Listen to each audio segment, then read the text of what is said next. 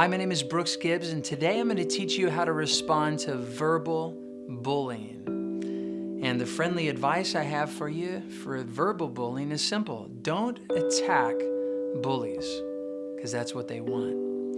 You see, when a bully verbally bullies you, when they call you a name, when they insult you to your face, they're wanting one thing. They're wanting you to get angry, to show that you're upset, and they want you to attack them. That's what they want. But you have to be resilient. You've got to be tough. You got to be able to take criticism or someone's mean words and let it just bounce right off of your skin, roll off your back. Don't pay it much attention. Don't attack back, because then if you attack back, they will know that they just hurt your feelings, and that's the whole point of insults. I mean, when you really think about it, verbal insults are not designed to make your day awesome. They're designed to ruin your day, to make you feel terrible about yourself. And if you let those words wound you, well, then the bully wins and you lose. Don't let the bully win. I'll never forget going to my grandma for advice. Her name was Grandma Jody. She was such a cool old lady. She was super wise. All of her advice was pretty much ancient, but it worked. I'll never forget. I walked up to my grandma and I said, "Grandma, those kids at school are mean to me." My grandma looked at me. She said, "Oh, that's so sad, Sonny." She called me Sonny because she was so old, I think she forgot my name. And I said, "Grandma, they really upset me." Grandma looked at me and she says, "You upset yourself." I said, No, Grandma. They really make me angry." My grandma replied, "You anger yourself." I said, "Grandma, those kids they annoy me and they really push my buttons." My grandma looked at me and she said, "You're annoying and you push your own buttons." At this point, I was really upset. I said, "Grandma, you're rude. We're gonna put you in an old folks home." My grandma looked at me. You could never get her upset, and she just laughed. And then she asked me a question. She said, "Sonny, if you hit me and you beat me with sticks and stones, would that break my bones?" I said, "Grandma, that's a terrible thought. I would go to prison. The newspaper would read, 'Grandchild beats grandmother with stick and stones.' And the grandchild says, and I quote, 'She asked for it.'" You see, I said, "Grandma, that's a terrible thought. If I beat you with a stick and a stone, your bones are brittle. You would die." My grandma smiled. She says, "Exactly. But let's say," she said, "let's say you insult me. You verbally bully me. Would that break my bones?" I said, "No, Grandma. They're just words." And my grandma said, "Would those words bruise my skin?" I said, "Well, your skin is very thin, Grandma, but no, they're just words. It would hurt your feelings." And my grandma said, "No, it wouldn't." I said, "Grandma, if I called you a nasty name, your feelings would get hurt." My grandma looked at me and she said, "Impossible." I said, "Grandma, how is that so?" And then my grandma said something that changed everything for me. She said, "Sonny, sticks and stones will definitely break my bones, but words will never hurt me." She said, "Nobody can hurt my feelings without my permission." Think about that. Nobody can hurt my feelings without my permission. That's something very similar to what Eleanor Roosevelt, one of our old president's wife, she said, "No one can make you feel inferior without your permission." Meaning, if someone beats you with a stick and a stone, no matter how you feel about that, that's gonna cause objective harm. That's gonna definitely break your bones, no matter how you feel about it. Your bones are breaking.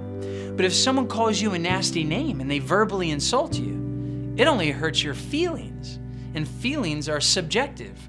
That means they're subject to how you feel about it. And if you're not gonna let them hurt your feelings won't get hurt.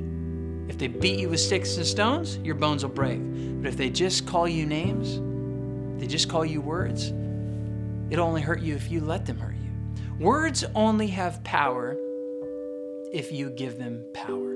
See, the sticks and stones slogan is not a lie, but it's an actual empowering technique that people use when they are trying to endure verbal bullying. Be calm. Let's talk about that first. You don't have to get angry.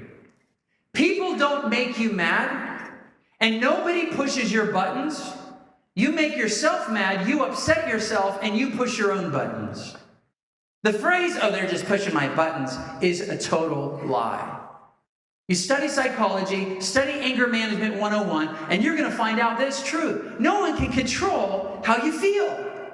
There is no such thing as a remote control with a big red anger button on it that's attached to your brain, that someone can just pick up and push this anger button. No one pushes your buttons. No one makes you angry.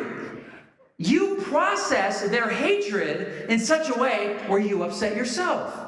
You anger yourself. Don't let their words or the rejection or the rumors hurt you. Don't let it. Because if you let it, then you lose and they win. But if you don't let it hurt you, if you don't let it make you cry or make you crazy, you win and they are losers. Grandma put it this way in a great old colloquialism. She said, "Sticks and stones will break my bones, but words will never hurt me." Now, when some people hear that phrase, especially the common anti-bully experts, they say, "Grandma was a liar. She didn't know what she was talking about. She was delusional." Haven't you read the statistics? Words kill. We have bully sides. Kids are killing themselves over words. No. Grandma wasn't delusional. She didn't think that words never hurt people. The cool thing about Grandma, she's old. She's been around a long time, and she's had a lot of life experiences. And I guarantee you, Grandma has been hurt by other people's words. But at some point in her life, she made a decision. Well, sticks and stones will definitely break my bones. There's nothing I can do about that. But words, oh yeah. Words only have power that I give them. Words will never hurt me because I'll never let them hurt me. Does that make sense, guys? Grandma wasn't trying to lie to us. She was trying to equip us with a coping skill to be calm in the face of adversity. I like to quote that old phrase this way: "Sticks and stones may break my bones, but words don't have to hurt me." You see, the Sticks and Stones slogan was first discovered in 1862. It was invented by slaves in the United States. Slaves who had abusive, both physically and verbally abusive, owners, masters. And these poor black slaves had to come up with a way to not be afraid of words. And so there was this little Christian publication that was published and spread throughout all of the United States through the Episcopal Church. And this slogan, "Sticks and stones will break my bones, but words will never hurt me," that slogan was published, and it empowered a whole generation of slaves who wanted to psychologically make a difference between physical abuse and verbal abuse. And they would encourage each other, look, if someone beats you, that will hurt you, that will break your bones. But if they just use words, it doesn't have to hurt you, so don't let it hurt you. It was an empowering technique that helped a lot of victims. And we still use it today, and we should use it today. It was never invented to be a statement of fact, but rather an empowering statement.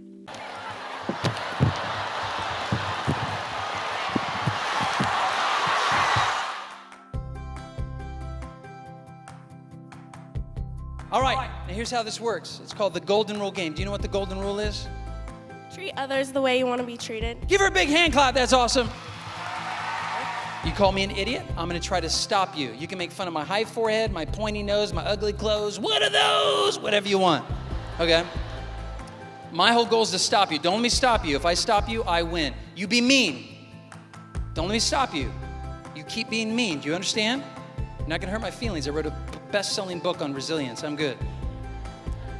On the count of three, everyone say action. 1, 2, 3. You stupid idiot. What'd you call me? An idiot. You better back off. I said you're an idiot. Do you hear what he's saying? You're Four Eyes. What are you doing? Oh, no, you didn't. I'm not an idiot, and I can't help but wear my glasses. You're hurting my feelings. Well, too bad. You smell like roadkill. I do not smell like, I will windmill kick your face. You got a forehead like Peyton Manning. Oh, shut up! Shut up! I hate all of you. You better stop it. I'm serious. I know karate. I'll break every bone in your body. I'll break every bone in your body. I hate you. I hate you more. I hate you most. You're an idiot. Stupid idiot. No one cares about you. Stop it. Yes, they do. I'm cool. No, they don't. You're not cool at all. Just leave. Leave. No. Idiot.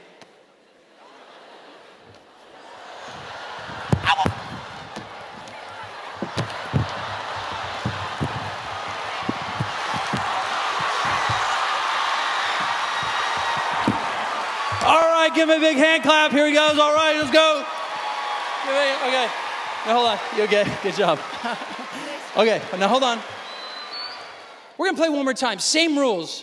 You be mean to me. I'm going to try to stop you. Don't let me stop you, okay? Don't let me stop you. But I will this time. Call me an idiot. Idiot. Hey, Julian. What's up? Idiot. Mr. Idiot, Oh, that's very respectful. Thank you. Thank you. why do you wear plaid with a tie?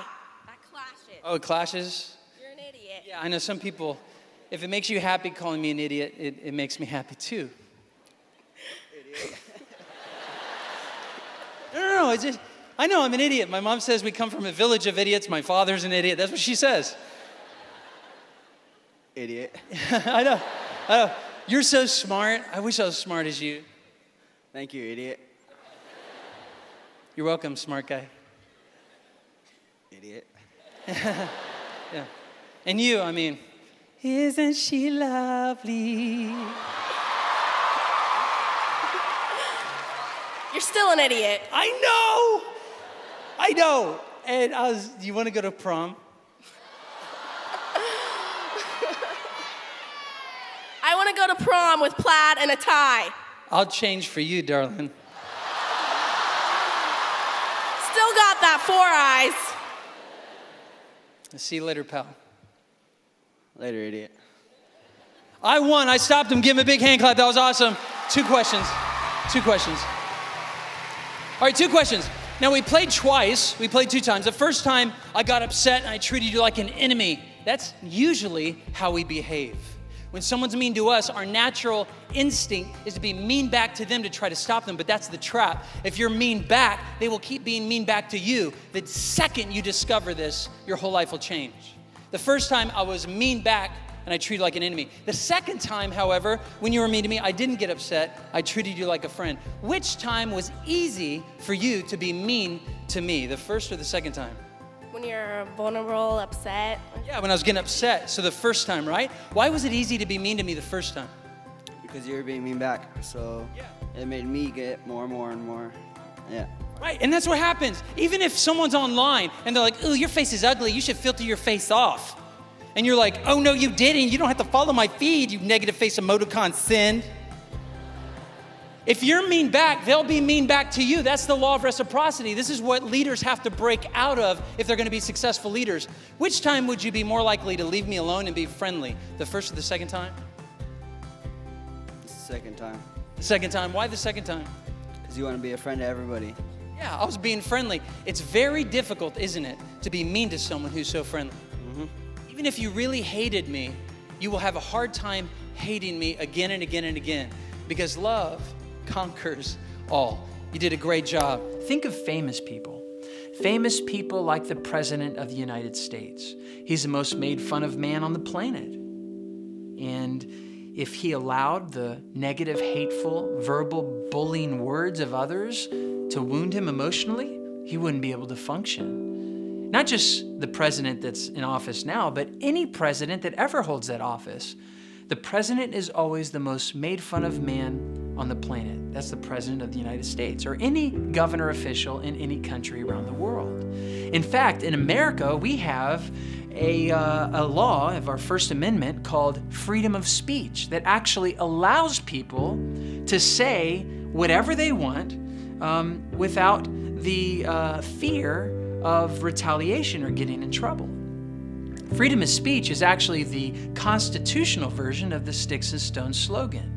Freedom of speech is a very important principle in democracy that basically says, look, you're not going to get in trouble. There's not going to be retaliation. We're not going to fight or attack you back if you say something negative about somebody else, because it only has the power to hurt their feelings, and you can't get in trouble for hurting others' feelings. Now, by the way, the freedom of speech has its limits. Like, you can't yell fire in a crowded room. You can't just speak out a dangerous word like fire, because that might cause a stampede, and that will cause objective harm. That will actually hurt people, even kill them.